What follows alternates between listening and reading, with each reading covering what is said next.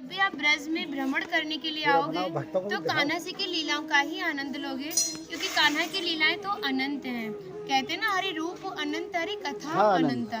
लेकिन जब भी आप भांडीर वन में प्रवेश करोगे, कभी शास्त्रों का अध्ययन करोगे या किसी के मुखार विंद से श्रवण करोगे तो ज्ञात होगा कि भांडीर वन में एकमात्र लीला नहीं है, यहाँ पे हमारी 14 लीलाओं का उल्लेख है। प्रथम लीला श्री जी के विवाह की मानी जाती है, लेकिन सबसे बड़ा ग्रंथ श्रीमद् भागवत जी को माना जाता है। आपने उसका अध्ययन श्रवण किया हो तो राधा रानी का नाम उसमें आता है, नहीं आता?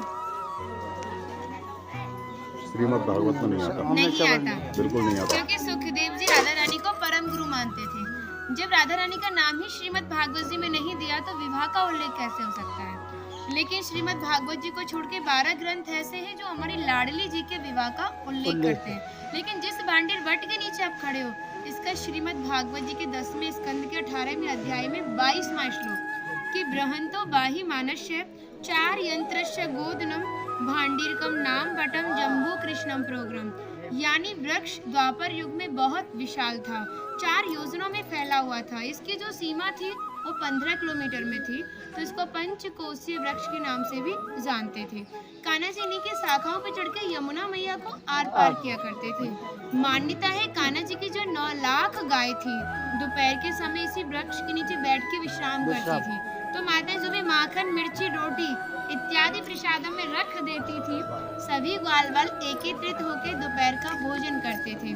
और भांडीर वन में सबसे बड़ा विशेष पर इसी प्रसादी का बताया गया है, क्योंकि आप कभी किसी विवाह में जाते हैं तो बिना अन्न प्रसादी के नहीं आते। आप तो लाडली जी के विवाह स्थली आए हो। यहाँ पर जो दुर्वासा मुनि थे, जो दूब घास होती है उसी का रसपान करते थे। ब्रज की गोपियों ने इसी वट वृक्ष के नीचे उनको 56 प्रकार के व्यंजन खिलाए थे। यहाँ पर राधा कृष्ण में मल्ल युद्ध हुआ था, उसमें ये तय था कि जो भी हारेगा उसको भंडारा करना होगा। तो जब हमारे कान्हा जी हार गए थे तो ग्वाल वालों के साथ मिलके यहाँ पे भंडारा किया, उसी के नाम पर इसका नाम भांडीर वन पड़ा। यहाँ पर ब्राह्मण पत्नियों ने भी कान्हा जी को भोजन प्रसादी खिलाई है, और ठाकुर जी ने ब्रजवासियों से ये टुकड़े मांग के पाए थे, तभी नाम दिया था इसका मधुकरी। मांग के पाना मतलब मधुकरी। तभी शास्त्रों में ब्रजवासियों को अपना हृदय बताया और कहा कि जब तक ब्रजवासी की कृपा नहीं होगी, ठाकुर जी की कृपा बहुत दूर की बात है। यानी सर्वप्रथम ब्रजवासी की कृपा होना बहुत जरूरी है, जब ही हमारे ठाकुर जी हमारे ऊपर कृपा करते हैं। हमारी राधा रानी ने स्कंद पुराण में इस स्थान के बारे में ये कहा था कि जो भी गुप्त वृंदावन आएगा वो मोक्ष को प्राप्त होगा। यानी भांडीर वन को ही उन्होंने गुप्त वृंदावन कह के संबोधित किया। तो कान्हा बोले, तुम इतनी बड़ी बात को कह रही हो, लोग पाप करेंगे और सीधे दौड़े भांडीर वन चले जाएंगे, क्योंकि आपने तो मोक्ष धाम ही भांडीर वन को कह दिया। तब हमारी लाडली जी ने कहा, नहीं कान्हा, मैं जिस पर विशेष कृपा करूंगी, जिसके प्रति मेरी भक्ति भाव दोनों सच्चे हैं और भक्त मेरी शादी में उपस्थित है। यानी आज से 5,500 वर्ष पूर्व आप इस स्थान पर थे। मनुष्य तो कोई था नहीं, तो अपने आप को कीड़े मकोड़े, घास फूस, पतझड़ इत्यादि अपने आप को मान सकते हो। जो भक्त उनकी शादी में उपस्थित था वो भक्त कई बार वृंदावन आएगा, जब जाके गुप्त वृंदावन आएगा, और डायरेक्टली नहीं, किसी न किसी के माध्यम से। इस स्थान तक पहुंचने के लिए माध्यम का होना बहुत जरूरी है, और सारा श्रेय भी माध्यम को जाता है, क्योंकि माध्यम ही हमें ऐसे दिव्य स्थान पर पहुंचाता है। और जो भी भक्त भांडीर वन में प्रवेश करेगा, प्रवेश करने से जो कान्हा ने 14 लीला भांडीर वन के अंदर की हैं, उनके दर्शन मात्र का फल प्राप्त होगा। और जो भी यहाँ की एक किनका प्रसादी पाएगा और एक रात्रि निवास करेगा, वो इस ब्रज गौलोक धाम से वैकुंठ गौलोक धाम को जाएगा, क्योंकि जो हमारे ठाकुर जी ने गौलोक धाम को इस 84 कोस में ही बांटा है।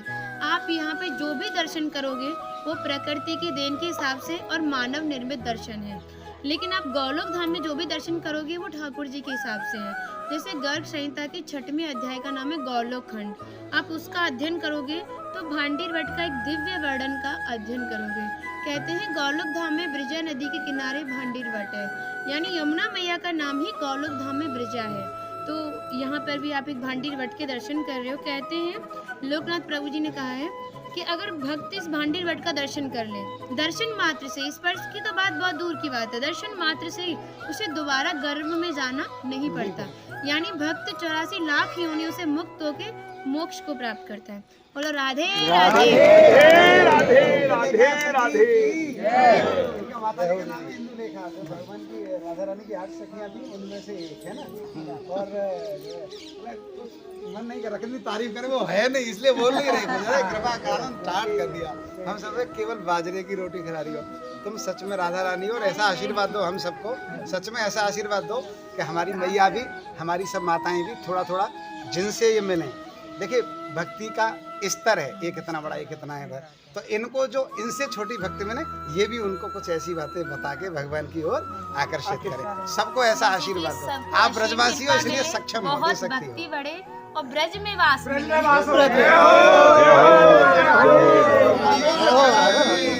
जय हो।